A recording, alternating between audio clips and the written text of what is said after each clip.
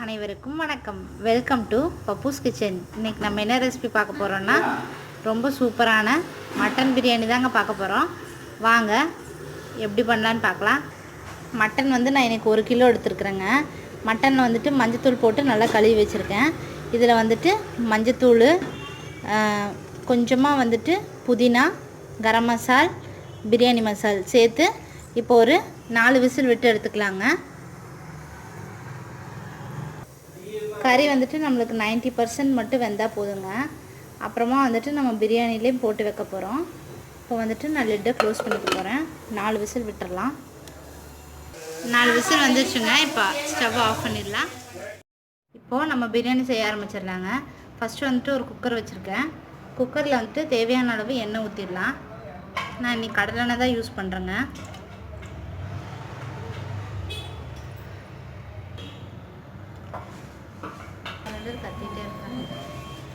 இப்போ தேவையான அளவு நெய் சேர்த்துடலாம். நெய் 1 ஸ்பூன் சேர்க்குறேன். எண்ணெயும் நெய்யும் நல்லா சூடாகட்டும்.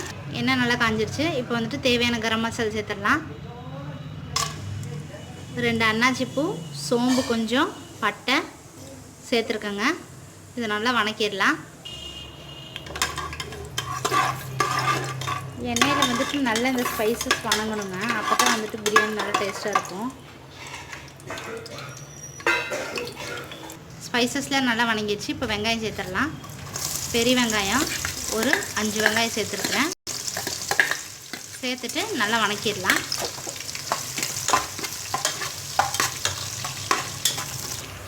வெங்காயம் நல்லா ஃப்ரை ஆகணும்.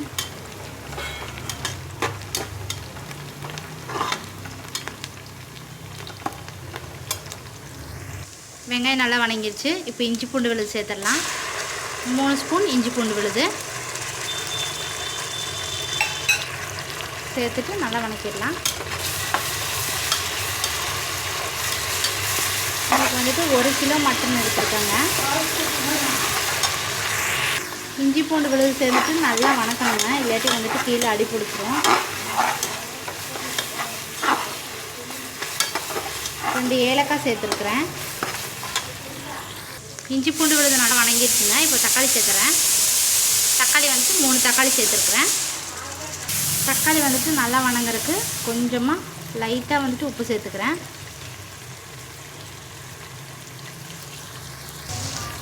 இப்போ காரத்துக்கு தேவையான அளவு நான் 3 பச்சை மிளகாய் சேர்த்துக்கிறேன். இங்கே லைட்டாக கீரி சேர்த்துக்கோங்க. கறி நல்லா வெந்துருச்சுங்க. நான் ஒரு 5 விசில் விட்டு எடுத்துருக்குறேன். கொத்தமல்லி, புதினா, ஒரே ஒரு பச்சை மிளகாய் போட்டு அரைச்சி வச்சுருக்குறேங்க. இப்போ அதையும் இந்த பிரியாணி கூட சேர்த்துடலாம். சேர்த்துட்டு நல்லா வணக்கிடலாம். எல்லாமே பச்சை வாசனை போகிற அளவுக்கு வணக்கணுங்க.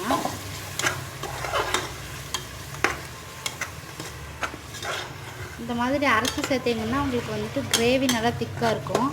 பிரியாணி நல்லா சூப்பராக இருக்கும். நல்லா வணக்கி விட்டுட்டு நல்லா எண்ணெய் பிரிஞ்சு வரணுங்க. அது வரைக்கும் வெயிட் பண்ணலாம். ஒரு 1 நிமிஷம் நல்லா வணங்கட்டும்.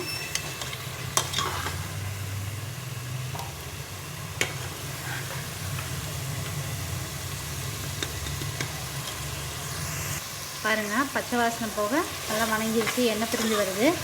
இப்போ தேவையான அளவு தயிர் சேர்த்துடலாம்.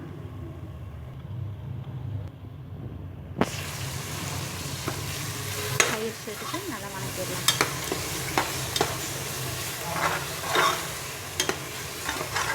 அடுப்பை மீடியம் ஃப்ளேம்லேயே வச்சுக்கோங்க.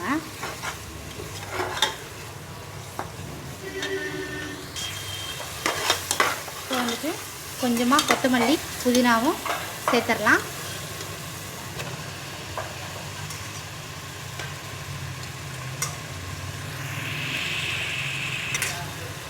சேர்த்துட்டு நல்லா வணக்கிடலாம்.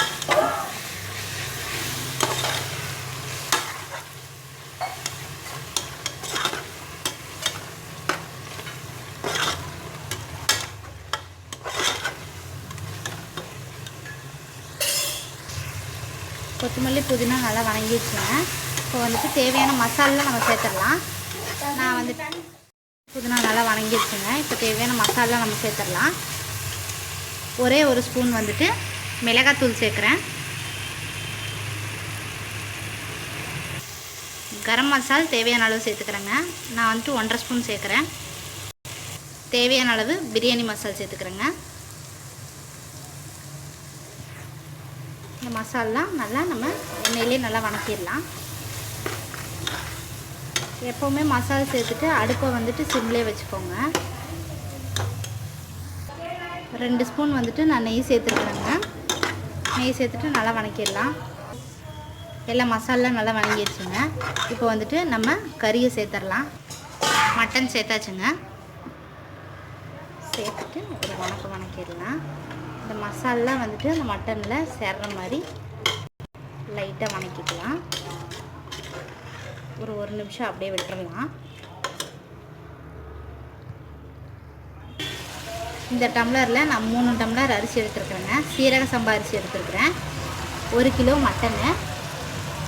1 டம்ளர் அரிசிக்கு 1.5 டம்ளர் தண்ணி ஊற்றுனீங்கன்னா கரெக்டாக இருக்கும். இப்போ வந்துட்டு நம்ம தண்ணி சேர்த்துடலாம். நான் 4.5 டம்ளர் தண்ணி சேர்த்துருக்குறேன். மட்டன் வேக வச்ச தண்ணி தாங்க சேர்த்துருக்குறேன்.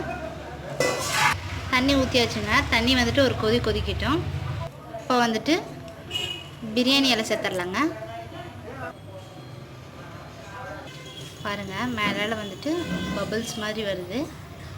இன்னும் கொஞ்சம் ஒரு கொதி வரட்டும்.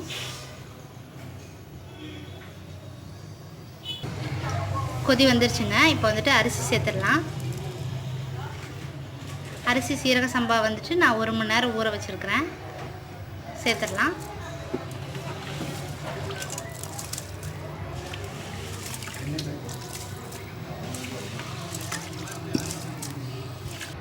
அரிசி சேர்த்தாச்சு. அரிசி சேர்த்துட்டு நல்லா கலந்துடலாம்.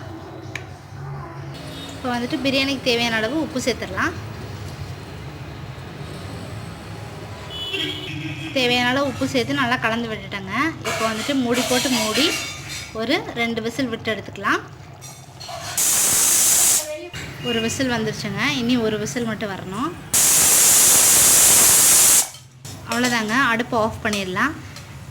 ஆஃப் பண்ணிவிட்டு ஸ்டீம் இறங்கினதுக்கப்புறம் 1/2 மணி நேரம் கழித்து நம்ம ஓப்பன் பண்ணி பார்க்கலாம். இப்போ வந்துட்டு ஓப்பன் பண்ணி பார்த்துடலாம்.